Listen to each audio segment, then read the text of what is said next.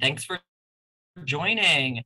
So Phyllis is not here today, so we will be doing our level best to fill in for her. I'm sure everyone's going to miss her. I know we all do. So we'll be excited to have her back soon.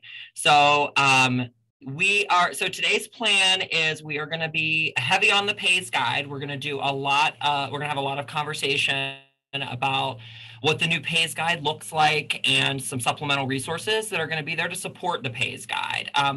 We will have a small conversation about the all questions information that you got. So we will follow up with that towards the end.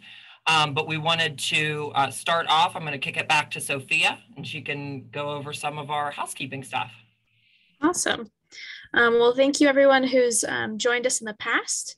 Welcome again.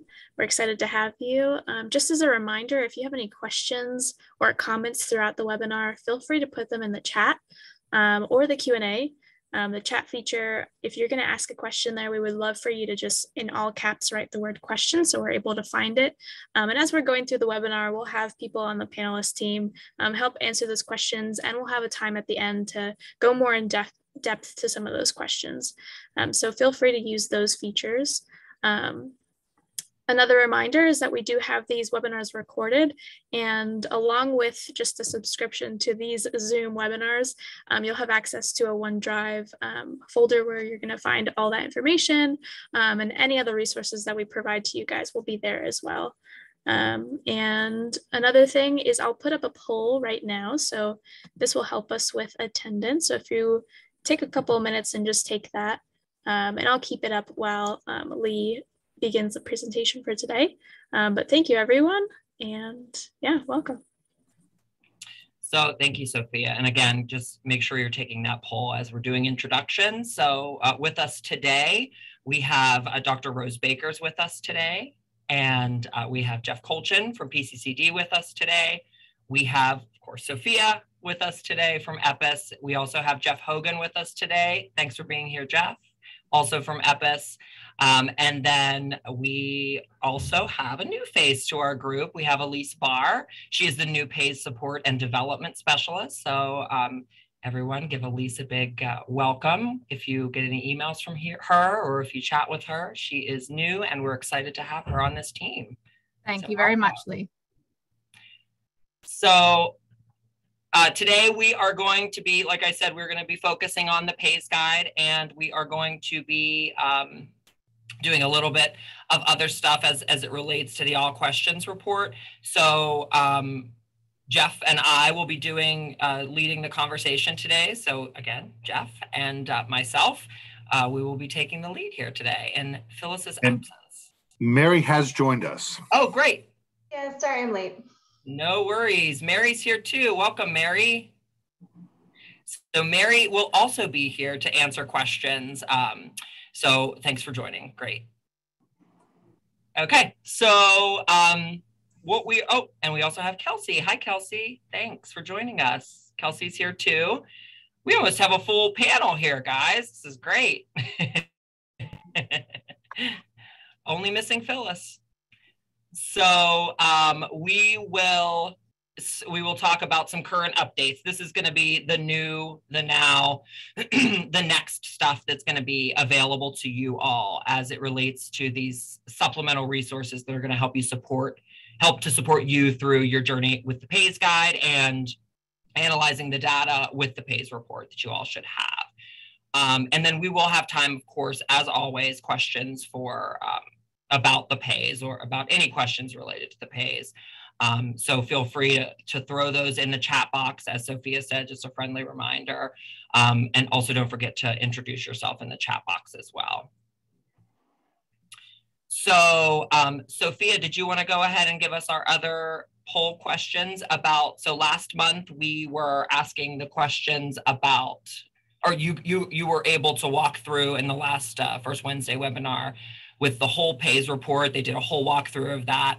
And what we really want to know is those are available, those full county reports are available now. And what we really want to know is who's seen that. So before we get into that poll, we've got a nice display here of who's who's representing. And then if I could ask Sophia to go ahead and do our next poll.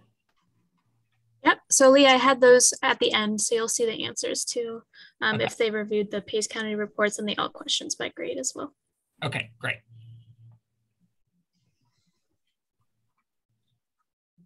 Sorry about that. Okay. So today's objectives, we are going to, like I said, go through the new Pays guide, new branding, and the updated content. There's a few small changes as it relates to content, so nothing major there, but we will review those.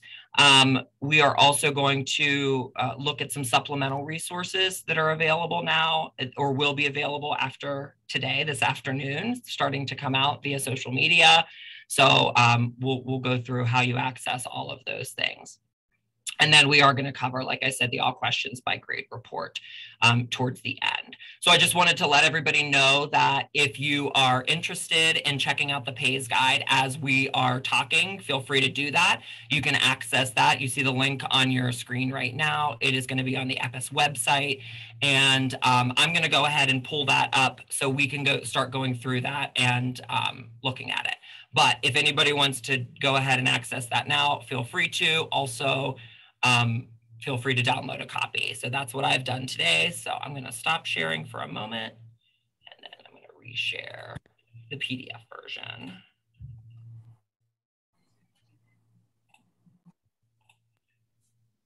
Okay, so we're good. Everybody seeing my PDF Pays guide? Great.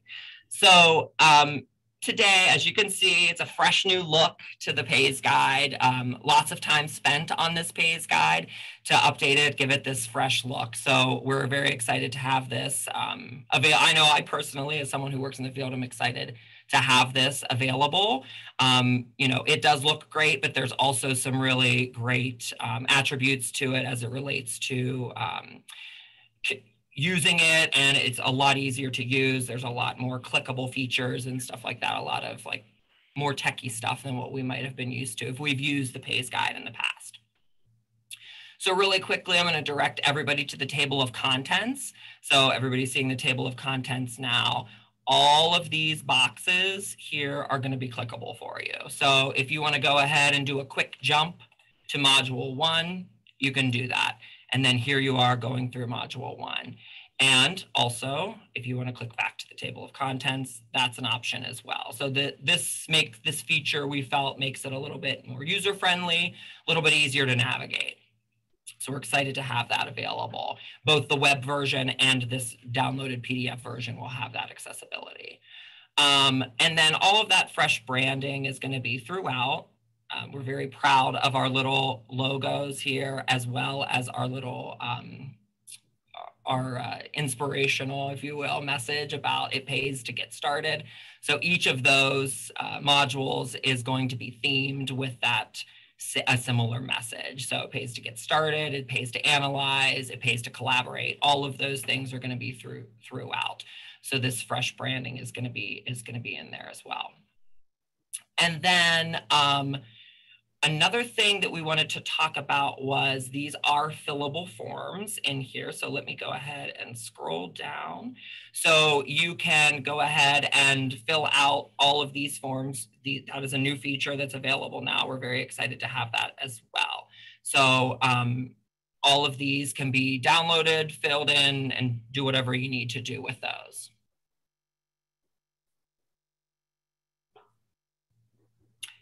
Lastly, I did promise I would give a content update, and I'm going to direct everyone's attention. Sorry for the scrolling. I know that's weird.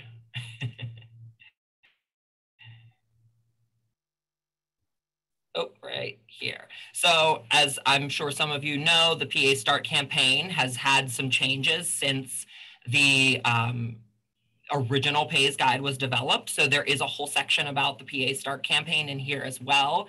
So we want this to be used as a resource for sure, as a partnership with CPA, Commonwealth Prevention Alliance. So we're excited to showcase some other things that they have developed since the original PAYS guide was created. So all of that is going to be in here in the PA Start section. So check that out. That's going to be one of the biggest content changes that you'll see throughout. The content was great in the guide. We just wanted to freshen it up, and we're happy to have that available to everyone.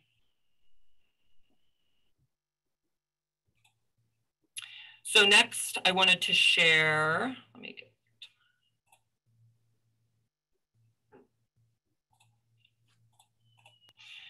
So some other things that we wanted to highlight today was the new supplemental resources that are going to be coming out. So Sophia and I were just talking before this. We will start pushing those out today. So you will have access to some of these resources by the end of today. So some of these things that are coming out are going to be videos. Some of those have already been put out. Everybody should have had access to the Decision Maker video already. It was posted through social media. It can be found on EPIS's YouTube channel. So if you want to check that out, I've actually already used it once in a presentation that I did a couple weeks ago to just really highlight what was available with the PAYS and how it's to show the people who make decisions in our communities that it's a great investment using the PAYS and primary prevention, of course, as well.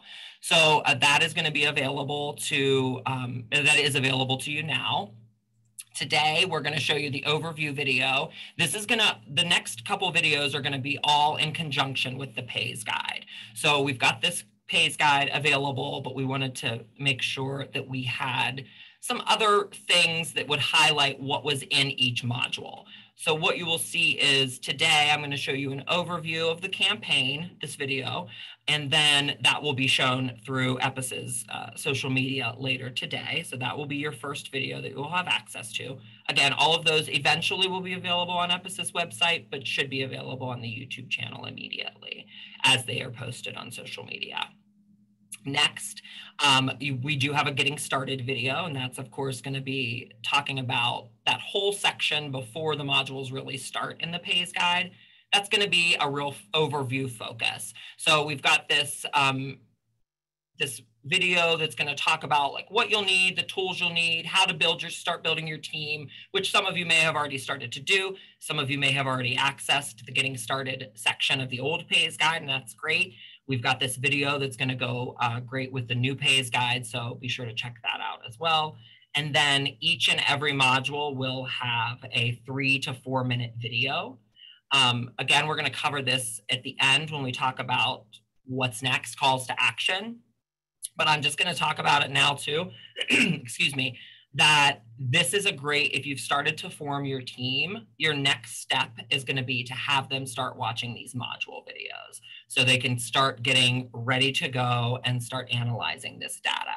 So of course, the overview video is going to be available today. They can start watching that anytime. And then as these subsequent videos come out, we encourage you all to share this information with your folks, with your team, your analysis team, to ensure that everybody is on the same page, and this will really get the ball rolling. And then there are some pieces that are highlighted in the videos as they go on that will really encourage you to prepare your team for next steps. So some of that is sprinkled throughout the modules as well. Next to come towards the end of this month, we will have a PA Start video that's going to be highlighting that PA Start as a great resource to utilize. And also the social development strategy. That is a huge section of those two resources are a huge part of protective factors. So we wanted to be able to offer those as options as well. So we will be doing videos to highlight those sections of the PAYS guide as well, share some ways that the PA Start has been utilized, and really the real meat of the social development strategy, really what it's about, this video, sort of like this audio visual version of what's already in your PAYS guide. And then I will share the overview, as promised, I will share the overview video with the group.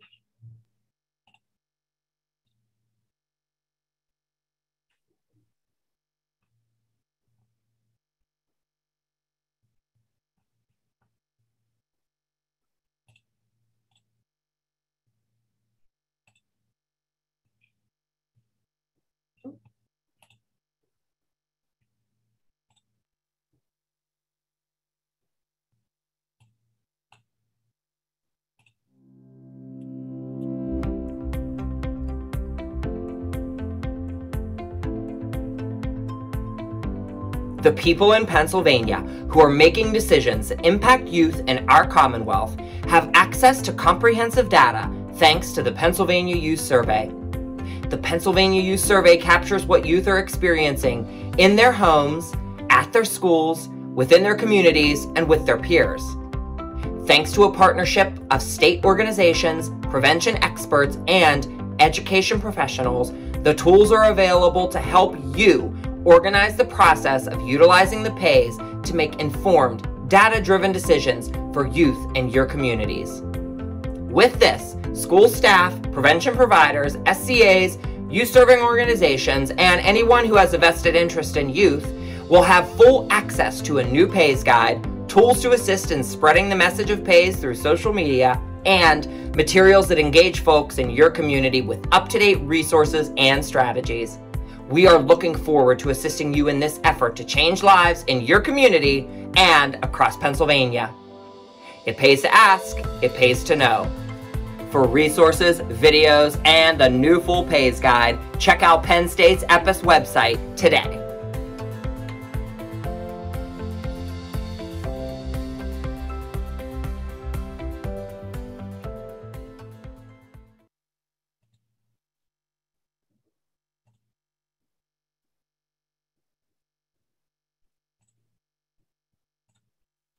Okay, so again, look forward to seeing more of that available coming soon. So we are excited to have that as an offering, and that is just a snippet. Most of the videos are going to be no more than 3 minutes. That one is the shortest video. We wanted to show you exactly what we had planned for the upcoming month and what's going to be available to you. So next, we are also going to be having a huge social media push as it relates to the PAYS guide as well. So look for similar social media messaging that you're seeing on your screen now. We, of course, always, this will be on EPIS's Facebook page. And then also, did you say Twitter too, Sophia, and Instagram as well? So great. So all three of those will be available. So if you follow EPIS on any of those social medias, you will be seeing this over the next month. We've got also some other resources that are sort of social media adjacent, maybe not really, but we have some email signature add-ons for you all to have access to as well. So this one that I've chosen to put on here is the PAYS to get started. So we encourage anyone who wants to include this in their email signature. Sophia will be sending those out as well to the group, the listserv. So you all have access to those things as well and how to gain access to all of that. And then another thing that we're doing related to social media is we will be doing a sort of like Think On It Friday. The two top social media posts that you're seeing on your screen now, those are sort of what we're going to be doing. Those are sort of what we're going to be highlighting as it relates to each of the 6 modules. And then, of course, the Getting Started video as well, or the Getting Started section as well. So all of that will be coming out on Friday, sort of like encouraging folks to comment, share, like, think about these things, respond in the comments. We encourage that for sure. And then, of course, we also encourage you to share on your agency or organization's your coalition's Facebook pages as well. So please feel free to share those. We encourage that so people know the great work that we're doing with the PAYS and the PAYS guide. So now I am going to kick it over to Geoff and Mary, if Mary's ready for that. We are going to have this quick conversation about the all questions by grade report. So I'm not sure if Geoff was wanting to lead the conversation on that, and kick it over to you. Thank you so much. Yeah, we touched on this briefly at the May first Wednesday webinar, but we are very, very happy to share the all questions by all grades data. And I'm going to ask Mary to kind of do a brief overview as to how you use this data. What can this report do for you? So Mary? Absolutely.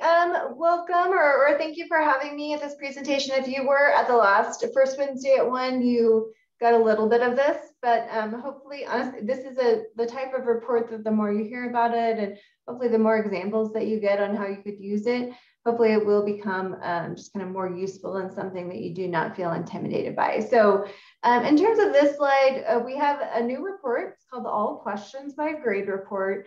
We consider this to be kind of a supplement to the profile report. So the profile report is where we're going to go to look for data that's really presented in a very visual format, but also has, you know, the tables that kind of roll into aggregate some of the data or most of the data, and just really kind of a palatable, sort of easy to chew on format. The All Questions by Grade report gives you the whole kit and caboodle. So it is all of the data by grade at your fingertips, which a lot of people get really excited about that. And a lot of people just get a little bit of anxiety. So I'm going to switch over to my screen in just a second and we'll just go through a report together. I'll try to keep an eye on the chat for hopefully things as you're looking through it that you might be curious about. Perhaps we could use those as examples. But in general, we've created these All Questions by Grade reports at all levels. So we have a report prepared for every county. I understand that those are going to be publicly posted soon. But then every district, every school district or charter school or private school has also received a copy of these data, and they received that with their initial profile report. As we look at this, you'll see that honestly, a lot of the way that these data are presented are really similar to what you can get on our the web tool when you use that crosstab feature where you're looking at any question by any question. The main thing for this particular report is we're looking at every question by only one other question, and that's great. So let me go ahead and share my screen. Oh, let's see. Thank you, Lee. Okay, so this is everybody seeing the report? Yes, okay. So this is our, an example I'm just going to use from Adams County. So this is Adams County All Questions by Grade report. Let me pop up the chat. If anybody has any things I would love to see in the chat, if you were going through your profile report and there was just anything in the profile report where you're like, oh my gosh, I wish I knew more about that. Or maybe I bet there's more to that data than I realized. I would love to see what that curiosity is in the chat, and maybe I could use those as an example. So this All Questions by Grade report is kind of the ultimate follow the rabbit down the hole tool. So as you're looking through your profile report, hopefully you were kind of being mindful of areas where you thought maybe there was more to the data than what we're presenting, or you would like to learn more about something, or what you're seeing just kind of piques your curiosity and you would like to learn more. So hopefully the All Questions by Grade report is where you take that curiosity and kind of dive in at a different level. So this is the cover of the report. All these reports are formatted in landscape or in kind of landscape format, also on legal size paper. So if you ever wanted to print this off, you're going to need to use legal size paper or shrink it down. And the main reason for that is just there's just a lot of data. So this first page is going to give you just a little bit of an overview. These notes to consider are important. So a few notes to consider is these reports just focus on the last 3 years of data, very similar to what we do in the profile report. So you're only going to see 2017 data, 2019 data, and 2021 data. These data we apply the same suppression rules that we do to profile reports. So anytime there are fewer than 25 students, honest, valid surveys in a grade, we're going to suppress the data for that. So you're not going to see those. So these data align exactly with your profile report, sometimes just in aggregate. These hyperlinks will take you straight to any of these particular sections. These also align with the profile report in terms of how we're saying them, and then also just kind of the order of them. So in your profile report, if you have a flagged curiosity in ATOD use and access, maybe you would go straight to this section. Or if you have a flagged curiosity in school climate and safety, you could jump straight to there. This is what the bulk of the report looks like. So from pages 4 all the way to 53, you're just going to be looking at a lot of data tables, which I know for a lot of people, and sometimes me too, is looking at just this wealth of data can be overwhelming, intimidating, and you might think, oh, I can't look at this, or I don't know what I'm going to be getting out of this, or two, it just seems so big that you can't imagine consuming all of this. And really that's you aren't. Honestly, I will just put it out there. I'm just going to take that weight off your shoulders. You won't. Chances are you will not be consuming all of this. You really are. I think the main benefit of this is using this to take that curiosity to the next level. And we know most people aren't curious about every single thing in their report. So we start off with demographics. You'll find that each page includes kind of a header that will show you kind of these are the questions that you will find within this topic area. Some other key features, again, you're going to see 2017, 2019, and 2021 data. You're going to see it by grade. So you're going to see 6th grade data, 8th grade data, 10th grade data, and 12th grade data, as well as all grades combined. With this all grades combined, you're going to find that this is every grade. So even if you have some grades where perhaps the suppression rules, let's say hypothetically, only 26 graders participated in the survey. So those data might not be reported for that grade, but they are going to be rolled up into that total. So that total does include all grades that did complete the survey. From here on out, you're going to see every single response option. So you're going to see students who marked that they were 10 years old, 11 years old, etc.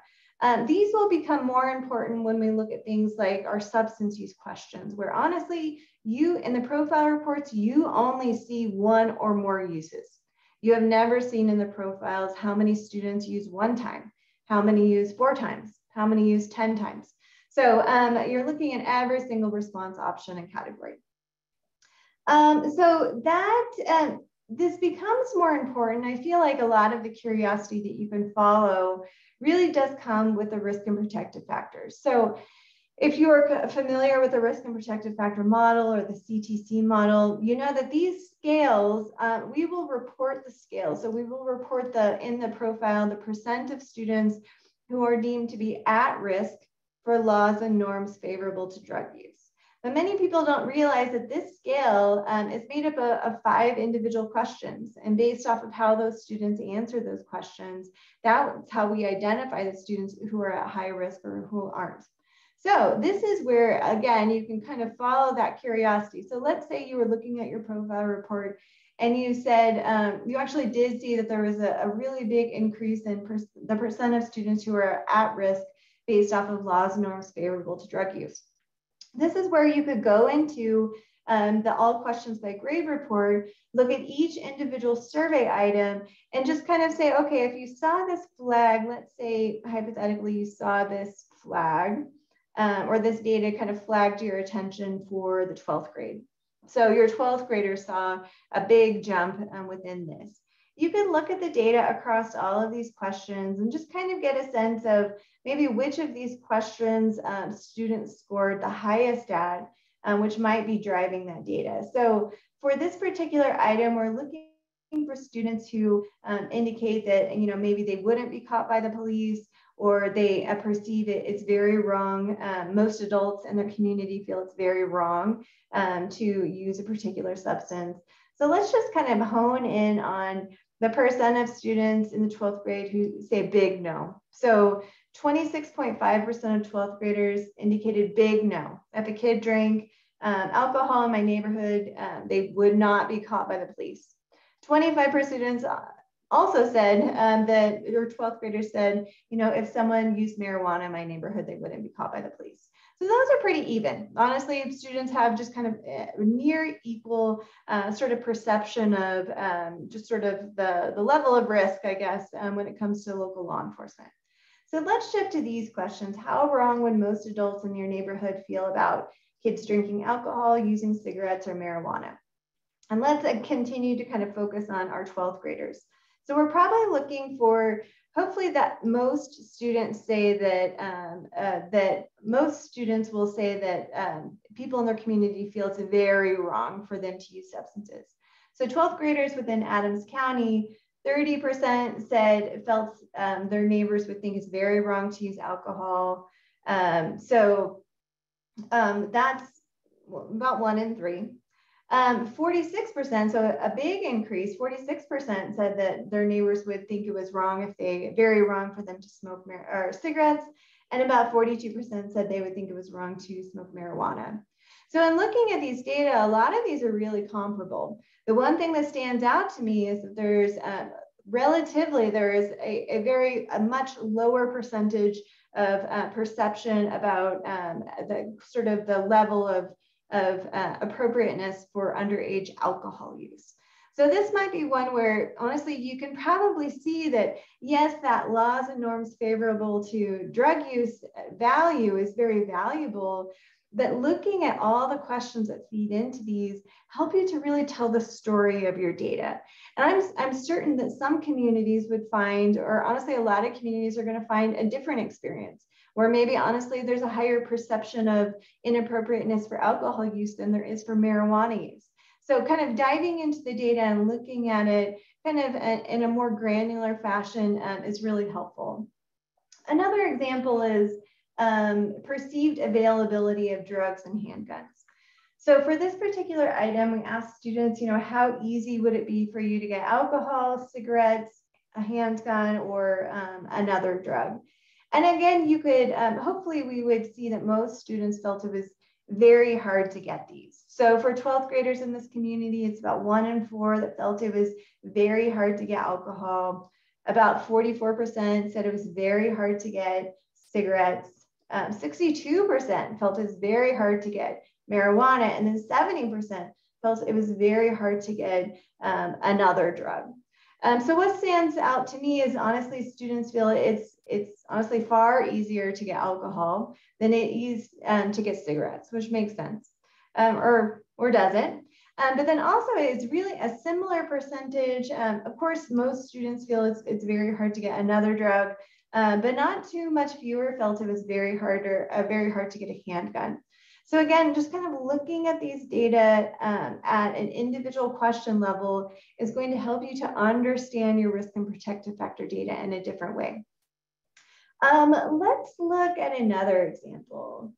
If you go through the risk and protective factor scales, you'll find that honestly, every single one, you can see all the individual questions that feed into it. Let's go to the substance use, which starts on page 32. So this, like I hinted at before, in your profile report, really, we just give you a bite of this. We say, okay, how many times, when it comes to reporting lifetime alcohol use, we report a student who marked 1 or more times. So we don't tell you how many students marked 1 to 2 times, 3 to 5 times. So questions like this, if you see every response option, you have a great ability to really kind of study like frequency and scope and kind of the nitty-gritty specifics when it comes to that. So for example, when it comes to lifetime alcohol use, we can see that about just over 1 in 3, 37% of students, 12th graders in Adams County, have never used alcohol in their lifetime. 16% have used just 1 or 2 times, 13.2% have used 3 to 5 times, and then it decreases from there. So we could say, honestly, yes, 37% of 12th graders in Adams County have never consumed alcohol, but we can say that over 29% of 12th graders in Adams County have used anywhere from 1 to 5 times. And then you could also cite the percentage of individuals. So within Adams County, 8.1% of 12th graders have used a lot. So if you were working to combat just kind of not just occasional use, but maybe like more habitual use, or you were working on like a binge drinking campaign or some type of like a social campaign, you could refer to these and hopefully build these into your metrics that you're tracking. So oftentimes when it comes to prevention planning, we say, okay, we want to decrease lifetime 12th grade use from about 65%. We want to see that decrease to 55%. But you could conceivably, honestly, set goals for this in terms of, we also want to very specifically drive down the students who are using at a higher frequency or are using more habitually. Let's see, in terms of, so again, this offers you full data at your fingertips. This does not exclude any question, except honestly our honesty question, because all students who are dishonest would be weeded from this. But if you are a school district that participated, or you are from a county or a school district that did participate in the survey online, this is where you're going to find your COVID-19 impacts data at a very specific level. This is also where you're going to find all of the data for our remote learning items. And again, this is one where in the profile report, we roll a lot of these up. So we might roll up those that said big no, little no, and compare those against those that said little yes and big yes. But there's a lot, and honestly, that's a really great way to easily digest the data. However, a lot can really be found from seeing the differences between that emphatic big yes and that little yes, or likewise that big emphatic big no, and then the little no. So we just encourage you, if there's anything in your profile report where you said, oh, well, that's really interesting, to go to your all questions by grade report and just really dive in and just study these differences and see what these data how these data can help you to craft and just kind of flesh out like a bigger and more developed data story. A lot of these data too, very often in the past, we would get requests for reports like this because these percentages and numbers are extremely helpful when it comes to grant writing and reporting. And honestly, most of you know that the PAYS survey includes data on a wealth of topics. So I would encourage you to use it that way. And one of the easiest ways to do that is just to pull up the find. So you pull up your Control F. And let's see, honestly, I don't know a whole lot about PAYS, but I know there's a lot of data here, and I'm writing a grant on bullying. So let's say I'm going to just type in BULL, and I see, okay, there's 14 hits for bullied, there's 3 hits for bullying. Let's see what data pop up when it comes to bullying or being bullied. And I can see, okay, well, we have a question about being bullied through social media or texting, staying away from school because you were worried about being bullied. You know, do adults at your school stop bullying when they see it or hear it, or when a student tells them about it? And honestly, having all of these data back from 2017 to 2021, and then by grade, would allow you to honestly create a very vivid data story in which maybe you could track the progression of bullying. Maybe it's increased in your community over time, and you have a very specific need within the 6th grade. These are the type of data, if you just take the time to study them, will help you to just write a very persuasive data, honestly, just kind of a little data synopsis that will very specifically identify where your need is and kind of help you to paint a picture, especially if your data are trending upward. Likewise, let's say you're doing a parenting program and honestly, you're just kind of interested in data that have to do with family. So you could type in family and then use this find tool to just quickly look at all of the questions that have to do with family. So for example, here we have in the past 12 months, have you or your family lived in a shelter, hotel, etc.? Or perhaps you're interested in kind of family conflict or just sort of use of family members. You could go through the question, just kind of find all of those that really apply to the family members and kind of that domain. So very helpful for grant writing and reporting. And I would encourage you to just really just try to not just find your one data point and call it good, but take time to, again, follow that curiosity and compare. Compare 6th grade to 8th grade and 8th grade to 10th grade. Compare 2017 data to 2021 data. Compare questions within each scale and just follow that curiosity.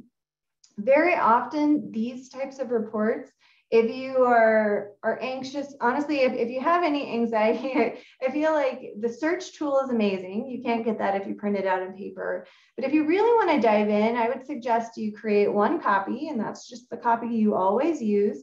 And you just print it off, put it in your office or your desk, and just really use your highlighters and your pens to kind of find things and make notes and kind of study the data that way. One other just sort of interesting data use for this, and then we'll switch it over to Geoff and then to questions, are the fact that in the profile report itself, we largely focus on percentages. In the all questions by grade report, we include numbers. So percentages in general help us to generalize data to a whole population, correct? And that's largely why we use percentages, because it helps us to say, okay, within Adams County, you know, roughly 67.7% of students in all grades said that it was, you know, very hard to get marijuana if they wanted it. And that kind of percentage helps us to kind of envision like a whole population of students and kind of say, okay, 67 out of 100 of them would say that. The numbers can be just as powerful and often for telling a very specific data story. So honestly, when we are approached at Bach Harrison to provide data for like a state legislator who wants to pass data on an initiative, oftentimes they will not ask us for percentages. They will ask us for numbers, because if I can tell you, let me find a really powerful example. If I can tell you when it comes to in Adams County, students responding to this question, did you ever seriously consider attempting suicide? If I can tell you that 517 students, middle school and high school students in Adams County are seriously considering suicide, or if I can tell you that 405 students within Adams County have thought about suicide so much that they have considered, or they've thought about a plan, how they would do it. This number is very powerful. If you can imagine 405 students in a room, that is a lot. And that's just another powerful way that you can talk about this data.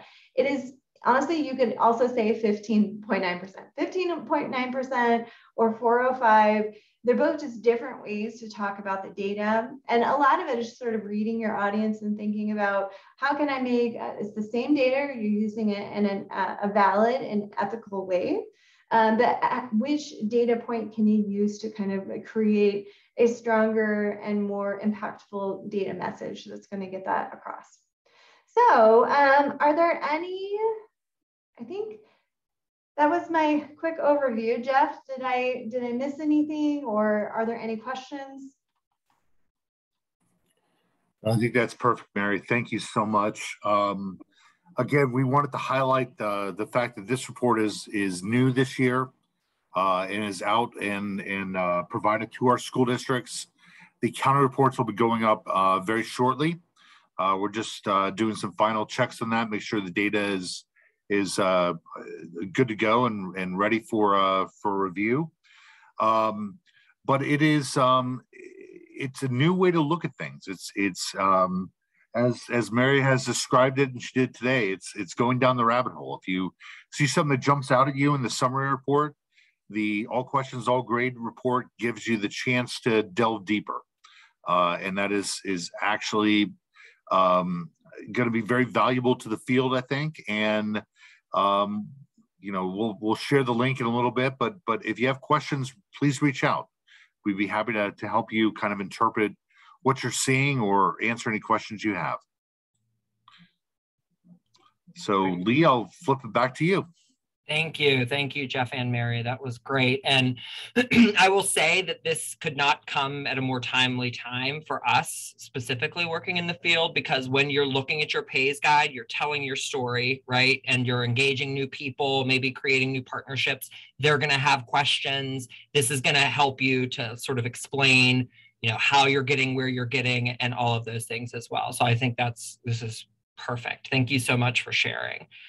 So I will go back to my, Geoff, did you have, Geoff Hogan, did you have something? I'm not sure. Geoff, you didn't have anything? I think there was a question in the Q&A. Yeah, so there is a question in the Q&A that let's get to that. Because this is probably a Geoff, Mary question. So the question is, I see that your gender choices are male, female, and other. This is actually a question I've had too. Have you considered more inclusive terminology for this item? That's from Monica. Thank you, Monica. We are looking at that. One of the things we want to do is follow best practices with that question. And there was still some determination to be made with the best practices in survey design.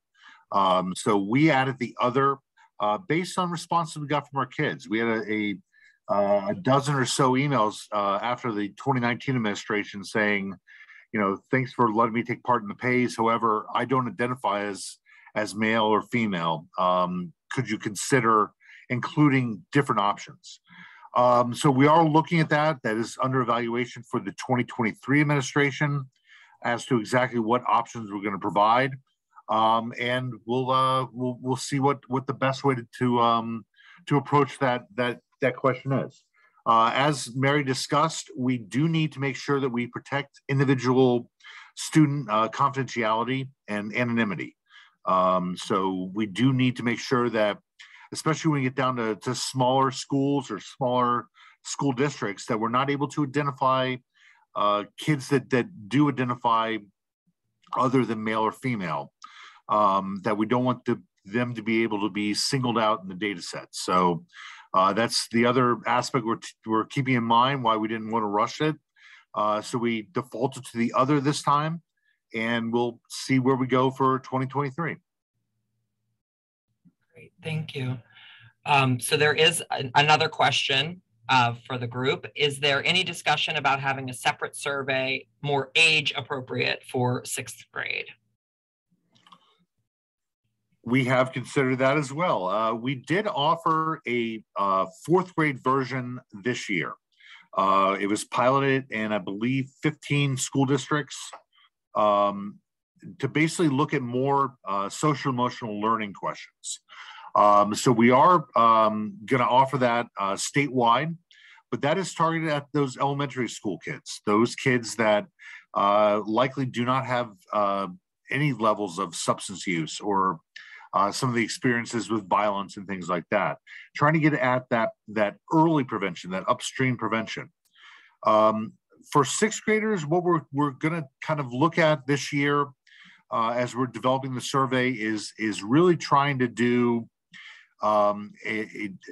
adapt the online version to take questions that are not as appropriate for 6th graders out of the questionnaire. We will not be able to do that for the paper and pencil, but we had an 84% participation rate for the online versus paper this year. So we're hopeful that will continue to grow. One of the few upsides of coming out of the pandemic has been the availability of online capabilities. Schools have given their students more laptops, things like that, tablets that are able to be able to provide them the option to take it electronically. So we're hopeful that we'll be able to kind of fine tune the survey for the younger students in 6th grade with more appropriate questions. But that is, again, under development. Great. Thank you so much for addressing those. Again, go ahead and continue. If anybody else has any other questions, go ahead and throw those in the chat or ask your question. Let me... There was one more. Sorry. I think Tia, I'm not sure if I'm pronouncing your name correctly. I'm sorry. Your question was, will there be a message or email sent out when the county all questions by grade report is released? My suggestion would be to sign up to the EPIS listserv, and Sophia, I'll look to you, and we can definitely send a notice out once those are posted. There was also a question earlier in the chat that I think Kelsey had answered about how to access the PAYS guide and how to download it. So we can put that link in the chat as well for the group. And then it looks like we have another question. If our county had only 25% of 12th grade response, how do we use that information as valid in comparisons? And that's from Alita. And Alita, if you want to, do we need Alita to explain that a little bit more? No, I think that's basically saying that they had a low participation rate. Mary, you want to kind of address that? Sure.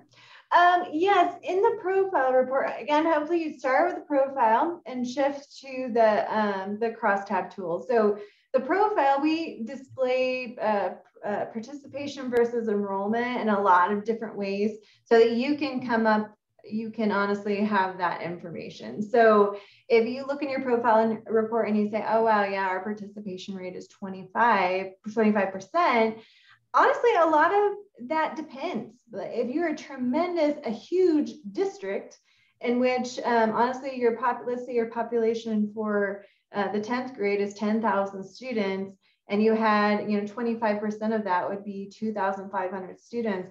That is a significant number of students. It seems like it's not a whole lot, and of course, it's not a completely random sample, but that is a hardy population in which you could glean information.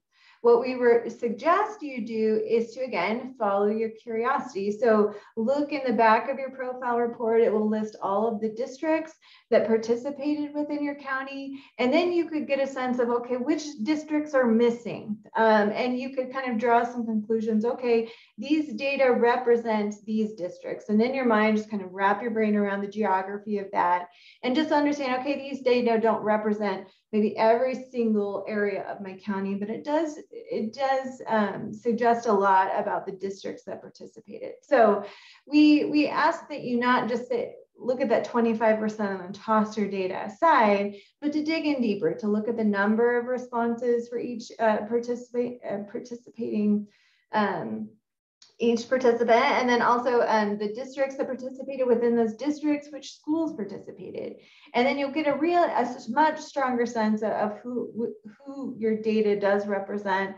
Ultimately, the data at the very bare minimum represents the students who participated in the survey. We have a very powerful example is working with one community in the state of Utah to go through their data. And at the beginning of the presentation, I said, well, your participation for the 12th grade was only, I think it was like 25%. It was 25%. So really, we're not going to float. It was a smaller community. So size did matter. And I said, you know what, we're really not going to focus on 12th grade data. And we got to a suicide ideation slide where it showed 50% of 12th graders had made a suicide plan. It was a really tremendously high number. And at first, my quick reaction was to say, well, again, the 12th grade sample size wasn't incredibly high. We're not really going to focus on those. And someone in the crowd stopped me and said, no, Mary, that 50% represents X number of 12th graders. And that is startling. That's alarming. And so really just kind of thinking about it in different ways and really thinking both about the percent of students, which districts and schools participated, and who those numbers represent. Great. And then Alita did say that it would be about 75 students. They only have the one district, so. Okay, that's helpful to know. I would then study the districts and schools that participated and think about it as a representation of those. We do have one more question. Sophia, are we good to get one more question in and then we'll close up? Okay. So there are questions surrounding drinking and driving after marijuana use and the risky substance use related behavior. What about adding a question to see if they would ride with someone who has done either of these things? That's something we can consider. Absolutely. That's probably a good, not just the driver themselves, but the willingness of people to get in a car where they know someone has possibly under the influence. That's a really good thought. I think we add that to our consideration. We also had a question around ACEs. We are looking at ACEs. One of the concerns that we have when we're starting to deal with those sorts of potential, I guess for lack of a better term, triggering questions is the schools need to be able to handle and take action when those questions are asked, if a student has an adverse response to being asked those questions. So we are very cautious of that. But that is something that we are considering. We have over the years talked about expanding our looking at trauma, the impact of trauma on our students, and how we can provide information to schools and communities to help assist those kids that have had those adverse childhood experiences. So that is under consideration. There is if we had our druthers, I think we would have a 2,000 question survey, but that's not really a workable approach. So we are very cognizant of the length of the survey and making sure that the questions we ask are things that can be acted upon, and that we work with our school partners, our community partners, so that the data we're providing is something that is actionable. That's one of the most basic considerations we have when we look at what questions are asked of our kids. Great, thank you. So as we wrap up, that was great conversation. Thank you all for those questions and really robust conversation there. Thank you so much. So some calls to action as we close up here. We, of course, want you all to familiarize yourself and your team with the new PAYS guide. We're also going to ask you to like EPIS on social media. That's where you're going to find all of the latest and greatest, the new and now resources and the PAYS guide information, social media posts, all of that's going to be available on there. So all of that will be, will direct you on when to access those things. Go ahead and get your team started on watching videos. This is going to be a huge piece to the PAYS guide and really analyzing your data. And then be sure to go to the PAYS site and ask questions. If you have questions, go ahead and submit those questions on the PAYS site. And then just a really quick closing. We do have no topics for July because we're canceling the July 6th webinar. So we will not be having a July 6th webinar, but we will be back and at it August 3rd for a web crosstab tool training. So I hope that everyone can join us for that. That's going to be a really great conversation as well. Something that I definitely will be able to benefit from is in the work that I'm doing. Submit a question about PAYS. We've got a link there for you. And we're accepting suggestions for upcoming webinar series. So go ahead and throw those, answer those on that link there as well. Oops. And then we will be sending out a evaluation survey. So look for that to come later. So maybe today, maybe tomorrow, but it will be coming soon. And then check out the EPIS website for all of the information, the PAYS guide. And again, follow us on social media. And that's it. Thanks, and keep up the great work. Anybody, any other comments from the panel? No, it's yeah. We canceled the July. We recognize that July 6th is right after the 4th of July holiday, so we figured that we should. It's such an important topic. The training will that webinar will focus on the district level crosstabs. The crosstabs for the county and state level will be up online towards the end of June. But this year, in concert with Buck Harrison, we've been able to provide that data at a district level. More information will come about how to get access to that. It'll go through the superintendents or the administrators of charter schools. You'll need to contact them for access to it. But we really think that it's going to be very helpful in continuing to delve down in the details of the data, seeing students that are being bullied. Are they seeing substance use in various different types of usage? All sorts of things that we have a wealth of information in the field that we want you to be able to use, and more to come on that. So look for our August webinar for training on that data tool.